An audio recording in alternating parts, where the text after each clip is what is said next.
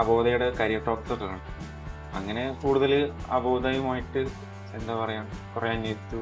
1.2 lakh ആണ് annual income ആയിട്ട് വരുന്നത്. അതിന് വേണ്ടി മാത്രം മാറ്റി വെച്ചുകൊണ്ട് എനിക്ക് ജോലി കിട്ടിയപ്പോൾ ഒരു നല്ലൊരു ഡ്രീം ഉണ്ടെങ്കിൽ എന്തായാലും നിങ്ങൾക്ക് അബോധയിൽ നിന്ന് ജോലി കിട്ടും. പ്രൊഫഷണൽ ആയിട്ടൊരു ജോബ് വേണമെന്ന് ആദ്യം ആഗ്രഹം ഉണ്ടായിരുന്നു. അങ്ങനെ ഇൻസ്റ്റഗ്രാം വഴിയാണ് ഞാൻ അവരെ പരിചയപ്പെടുന്നത്. ഓപ്പൺ ആയിട്ട് സംസാരിക്കുകയാണെങ്കിൽ എത്രയും പെട്ടെന്ന് ജോബ് ആവാന്നുള്ളൊരു നമുക്ക് ജോബ് വേണമെന്നുള്ളൊരു വലിയൊരു സപ്പോർട്ടും കൂടിയാണ് അവോധ.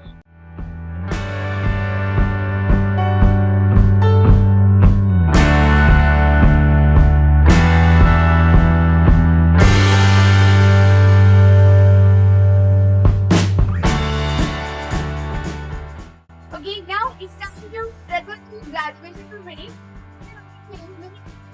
Feedback ആയാലോ? അപ്പോ ഓൺലൈനിൽ ഓപ്ഷൻ ബെറ്റർ ഓപ്ഷൻ ചെയ്യാം. അപ്പോ എൻ്റെ പേര് റംസീന. ഞാൻ ഒറ്റപ്പാലത്തു നിന്നാണ് വരുന്നത്, പാലക്കാട് ജില്ലയിലെ. എൻ്റെ കൂടെ എൻ്റെ ഹസ്ബൻഡും എൻ്റെ 2 മക്കളും ഉണ്ട്. ഞാൻ അവോധയിൽ ഡിജിറ്റൽ മാർക്കറ്റിംഗ് ആണ് ചെയ്തിരുന്നത്. ഹോസ്പിറ്റൽ കൊണ്ടോട്ടിയിലാണ് വരുന്നത്, പ്രശാന്തി ആയുർവേദിക് ഹോസ്പിറ്റൽ. അതിന്റെ ഹബീബ് സാർ നേരിട്ട് കണ്ട് ഒരു ഇന്റർവ്യൂ ചെയ്ത് ഒരു കാര്യങ്ങളൊക്കെ പറഞ്ഞ് എല്ലാ കാര്യങ്ങളും ഓക്കെയാണ്. സാറിനോട് പ്രത്യേകം നന്ദിയുണ്ട്. സാർ എനിക്ക് ഒരുപാട് ഇന്റർവ്യൂ തന്നെ സാർ എനിക്ക് ഒരുപാട് ക്ലാസ് 2 hour ഉണ്ടായിരുന്നു. സാർ എനിക്ക് ഒരുപാട് ക്ലാസ് ഒരുപാട് കാര്യങ്ങളും പഠിപ്പിച്ചു തന്നു.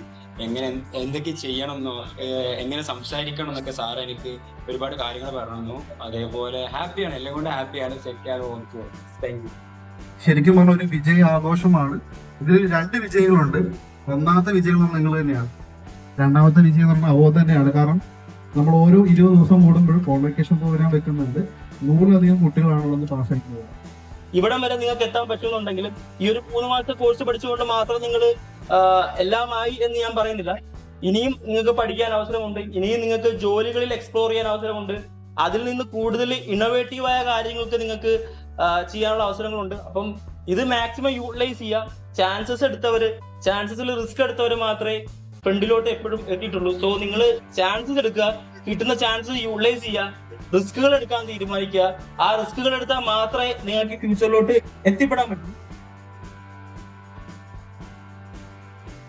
படிச்சுட்டே இருக்கணும் அப்படின்னு சொன்னா எனக்கு ஜாபுக்கு மணி நெக்ஸ்ட் தான், நல்லா படிக்கணும், நல்லா கத்துக்கணும் அப்படின்னு சொல்லிட்டு இருந்தாங்க.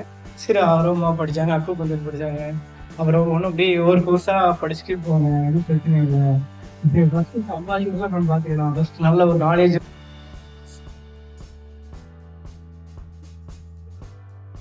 നമ്മൾ എത്രത്തോളം താല്പര്യം കാണിക്കുമോ അത്രത്തോളം റിസൾട്ട് നമുക്ക് ആ കോഴ്സ് നമുക്ക് തിരിച്ചു തരും.